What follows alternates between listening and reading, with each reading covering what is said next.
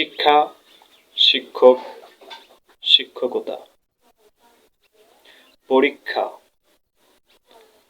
এইসব শব্দগুলোতে একটা যুক্ত বর্ণ রয়েছে। যে যুক্ত বর্ণটিকে অনেকে আমরা ক্ষীয় নামে চিনে থাকি বা ক্ষীয় বলে থাকি। এই যুক্ত বর্ণটি আসলে এর মধ্যে যে দুইটি বর্ণ আছে এই বর্ণগুলো কি কি, এই এই বর্ণগুলো কি কি এটা আমরা অনেকেই জানি না। অনেককে জিজ্ঞাসা করলে বলতে পারে না। অনেকেই বলে, ভুল করে বলে কয় ক্ষয় যুক্ত, কেউ কেউ বলে ক্ষয় ক্ষয় যুক্ত, আবার কেউ বলে ক্ষয়ে ময় যুক্ত।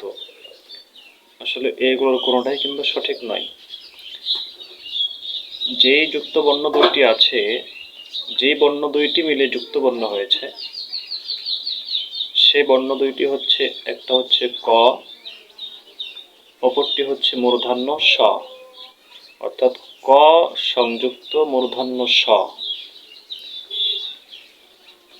এই দুইটি শব্দ মিলে আমরা যেটা ক্ষীয় বলে চিনি সেই অক্ষরটি তৈরি হয়েছে। আশা করি সকলে বুঝতে পেরেছে।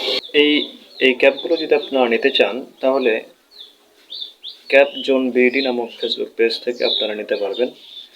ভিডিওর নিচে কমেন্ট বক্সে সেই পেজের লিংক দিয়ে দেওয়া হবে ইনশাআল্লাহ।